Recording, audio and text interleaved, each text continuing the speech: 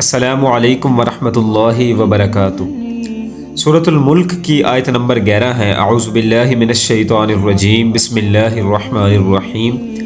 فاعترفوا بذنبہم فسحقا لاصحاب السعیر، صدق اللہ العظیم۔ فاعترفوا بذنبہم، وہ لوگ اپنے گناہ کا اعتراف کریں گے۔ فسحقا لاصحاب السعیر، پس اس دن دوری ہے لاصحاب السعیر، آگ والوں کے لیے۔ دیکھیں اللہ رب العزت نے پچھلی جو 2-3 آیتیں مبارکہ نازل فرمائی تھی کہ جب جہنم کے نگہبان، جہنم پہ کھڑے ہونے والے فرشتے جہنمیوں سے پوچھیں گے کہ کیا تمہارے پاس کوئی ڈرانے والا نہیں آیا تھا دنیا کے اندر، آج تمہیں جہنم کے اندر ڈالا جا رہا ہے، وجہ کیا تھی؟ تو یہ لوگ کہیں گے کہ ہمارے پاس ڈرانے والے آئے، اللہ کے رسول آئے اور بہت زیادہ لوگ ہمیں سمجھانے کے لیے آئے، ہم نے ان کی تکذیب کر دی، جھٹلا دیا، ہم نے ان کی تکذیب کی۔ یہ سارے کے سارے ماجرا اللہ تعالیٰ نے 2-3 پچھلی آیت مبارکہ کے اندر ذکر کیا۔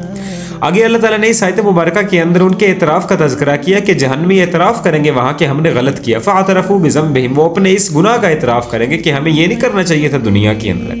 ہمارے پاس اللہ کے رسول آئے، اللہ کے رسول کا پیغام لے کر کے کچھ لوگ آئے جنہوں نے ہمیں سمجھایا اسلام کے بارے میں، اللہ کے بارے میں، اللہ کے رسول کے بارے میں، لیکن ہم انہیں جھوٹا کہہ دیتے تھے، مذاق اڑا دیتے تھے، وہ ساری کی ساری باتیں۔ تو دیکھیں کل قیامت والے دن جہنم میں اعتراف کسی بھی کام نہیں آئے گا۔ فسحقا لاصحاب السعیر، اللہ تعالیٰ نے خود ہی فرما دیا کہ دوری ہے اس دن آگ والوں کے لیے۔ اس دن یہ اعتراف ان کا، اس دن پریشان ہونا، اس دن شرمندہ ہونا، اس دن اپنی اس غلطی کو ماننا، ان کا یہ کسی بھی کام نہیں آئے گا۔ دنیا کے اندر موقع ہے آپ کے پاس، دنیا کے اندر اللہ رب العزت نے موقع دیا ہے آپ کو، آپ جب بھی اللہ کے در کے اوپر آ جائیں، جب بھی آپ اپنے گناہوں کا اعتراف کر لیں اللہ کے سامنے، اپنے ہاتھوں کو پھیلا دیں، اپنی اس پیشانی کو سجدے کے اندر جھکا دیں، اپنی آنکھوں سے آنسو نکال دیں، اللہ کو منا لیں آپ کسی طرح اس دنیا کے اندر۔ دنیا کے اندر اعتراف کا، اس شرمندگی کا اللہ کی نظر میں آپ کی اہمیت ہے، آپ کسی بھی وجہ سے کر لیں، لیکن قیامت والے دن مرنے کے بعد، موت کا فرشتہ نظر آنے کے بعد، وہ اعتراف، وہ شرمندگی کسی بھی کام نہیں آئے گی۔ نبی علیہ الصلوۃ والسلام کی حدیث مبارکہ اس چیز کی عکاسی کرتی ہے کہ جو توبہ کا دروازہ ہے نا، اس کی وسعت زمین و آسمان کے برابر ہے، اتنا بڑا دروازہ ہے توبہ کا جو اللہ رب العزت نے دیا۔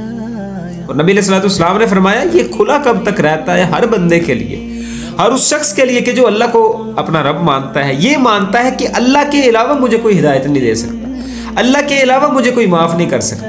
نبی علیہ الصلوۃ والسلام نے فرمایا ہر بندے کے لیے یہ دروازہ کھلا ہے موت کا فرشتہ نظر آنے تک، جب تک اس کی قضاء کا ٹائم نہیں آ جاتا، موت کا وقت نزدیک نہیں آتا، موت کا فرشتہ اسے نظر نہیں آتا، تب تک یہ دروازہ کھلا ہے۔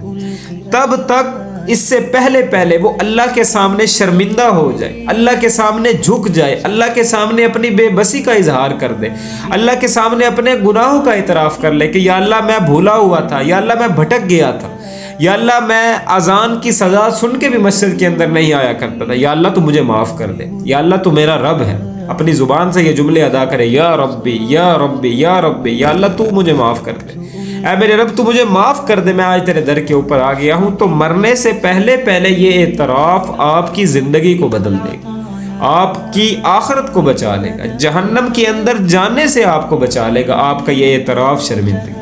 اور اگر مرنے کے بعد ہوا تو وہ بے بسی ہے، قیامت والے دن ہوا وہ بے بسی ہے، شرمندگی ہے، اور ایک حسرت ہے، آرزویں ہیں، خواہشات ہیں، اس کے علاوہ کچھ بھی نہیں ہے جو مرنے کے بعد ہوں۔